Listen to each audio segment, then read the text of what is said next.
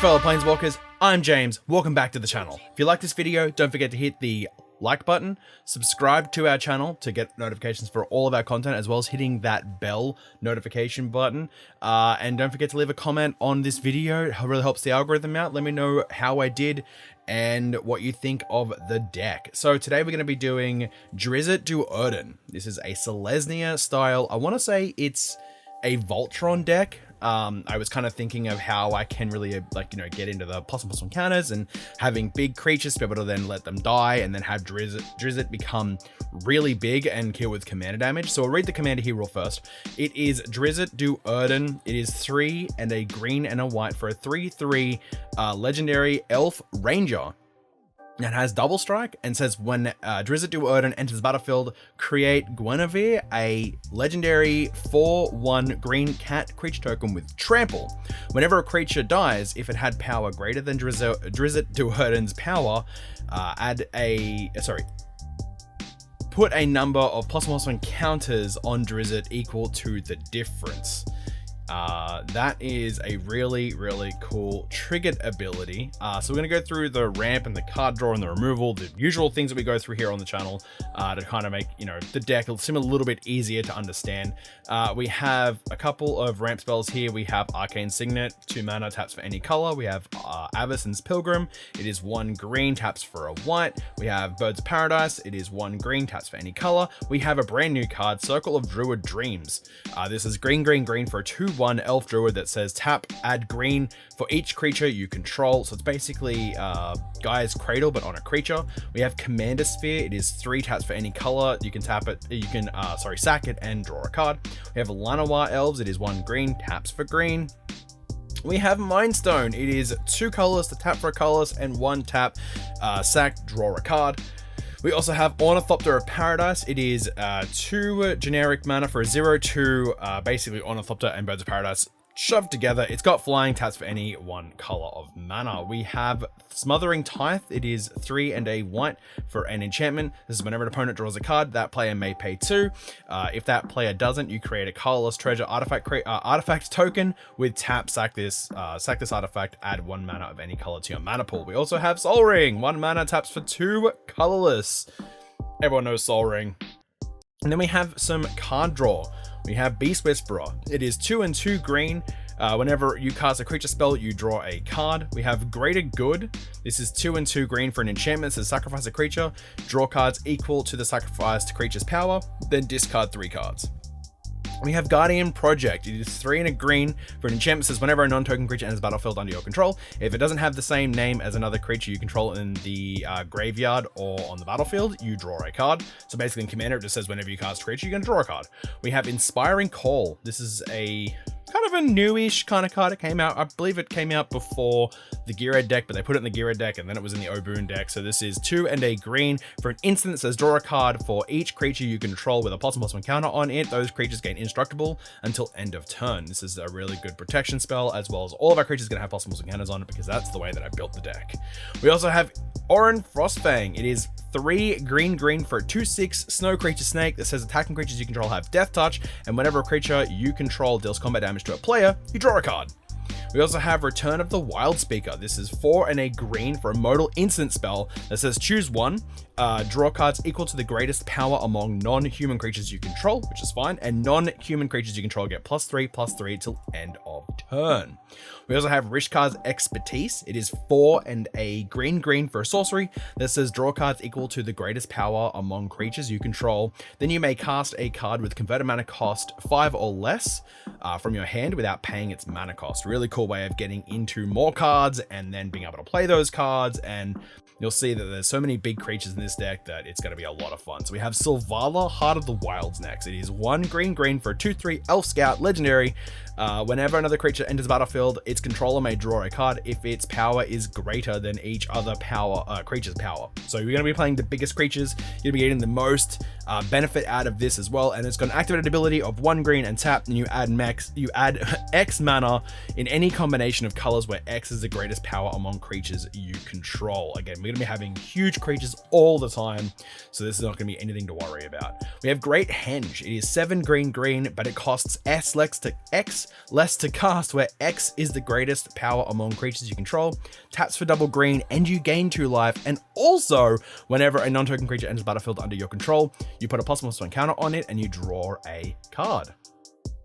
All right, so we have removal here. We've been through the removal a couple times on the channel now, but just quickly, we'll go through them and then we'll get onto the rest of the deck, which is a lot of fun. Just stick around for that one, and we'll get through this as quick as possible. We have Beast Within, 2 and a green to destroy target permanent, makes a 3/3 green beast. We have Generous Gift, does the same thing, but it is a 3/3 green elephant. We have Divine Reckoning. This is a really cool card. It is 2 white for a sorcery that says each player chooses a creature they control, destroy the rest, and has flashback for 5 and 2 white.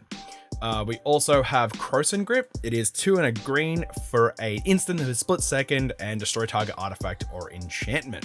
We have Naturalize, 1 and a green, destroy target artifact or enchantment at instant speed. We also have Nature's Claim in the same vein there. It is 1 green for an instant, destroy target artifact or enchantment. Its controller gains 4 life.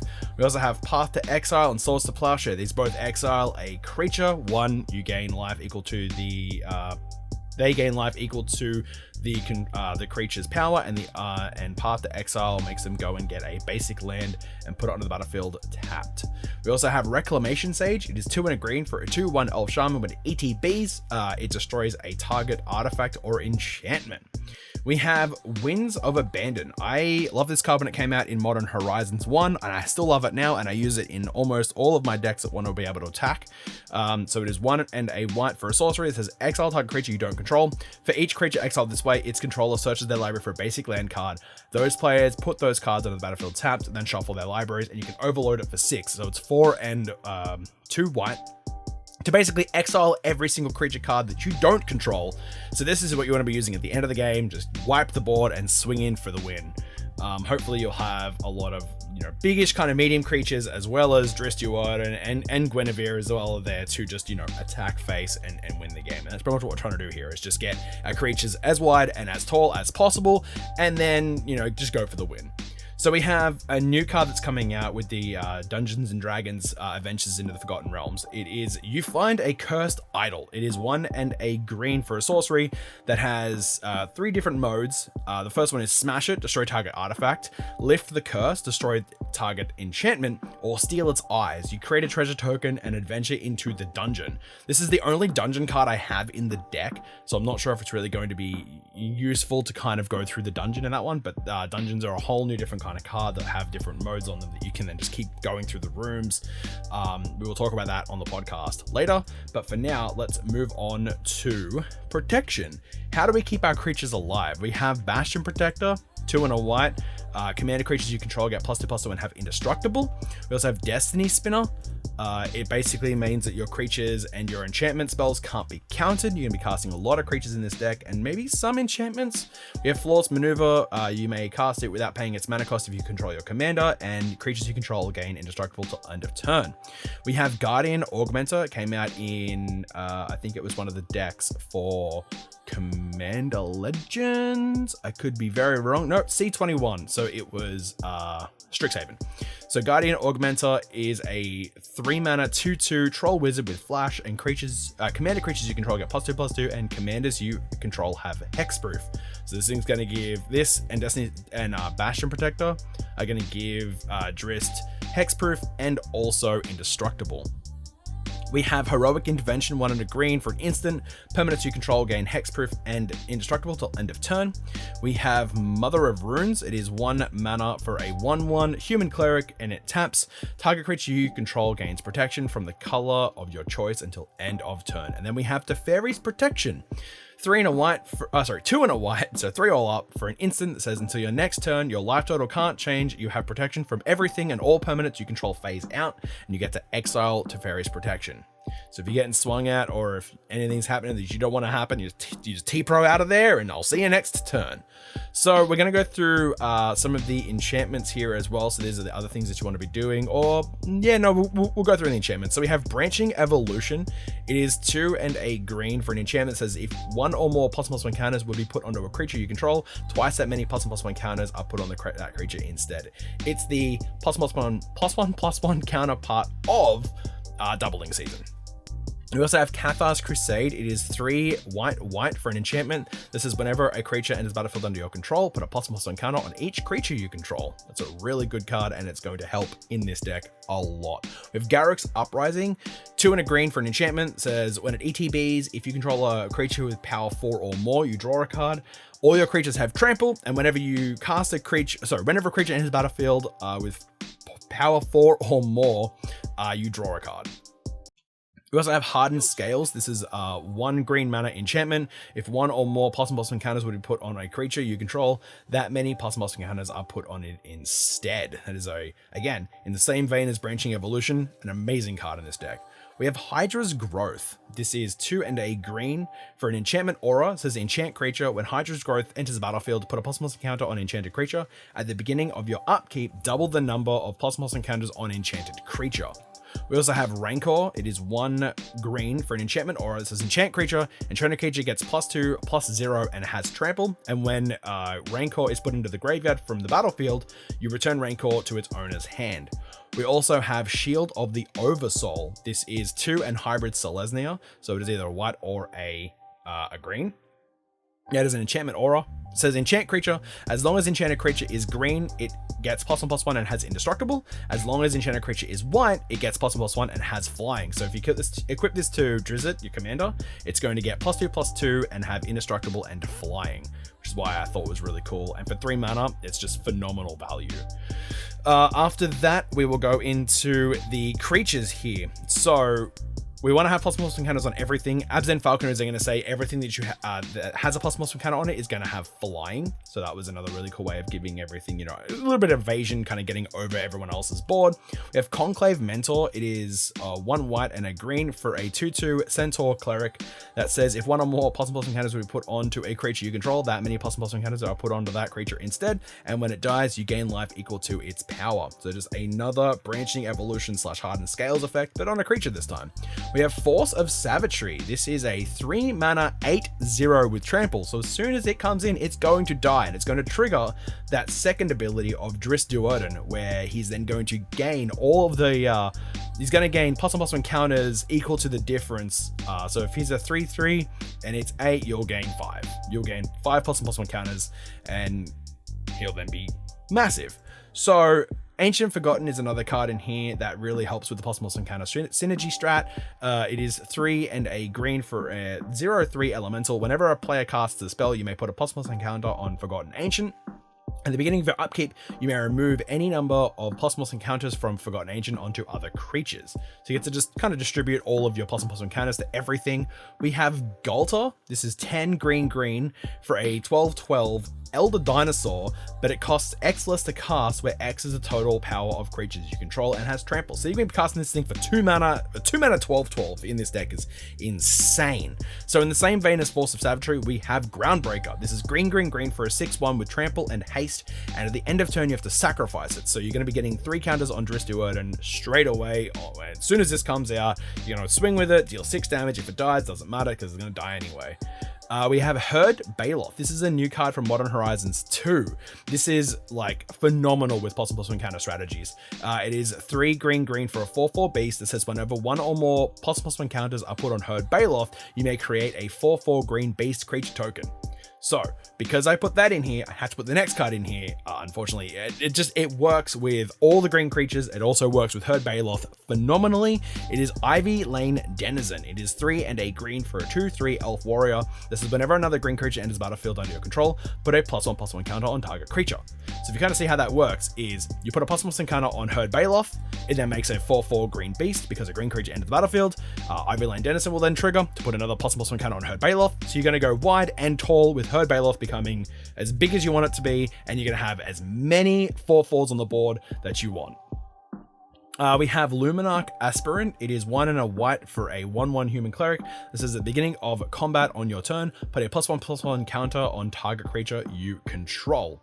We have Mikaeus the Lunarch. It is X and a white for a 0/0 human cleric. Mikaeus the Lunarch enters the battlefield with X +1/+1 counters on it. Has 2 activated abilities. The first one is tap to put a +1/+1 counter on Mikaeus, and then you can tap and remove a +1/+1 counter from Mikaeus and put a +1/+1 counter on each other creature you control. Man, I've said +1/+1 counter in this deck tech so much. So the next one is Phyrexian Soulgorger. It is 3 mana for an 8/8 snow artifact creature construct. It has cumulative upkeep, sacrifice a creature. If you don't want to pay to sacrifice this, if you don't want to pay the cumulative upkeep to sacrifice another creature, just sacrifice the Phyrexian Soulgorger and give those +5/+5 counters to Drizzt Do'Urden and then go and swing face. We have Primeval Protector. This is 10 and a green for a 10/10 avatar, but it costs 1 less to cast for each creature your opponents control.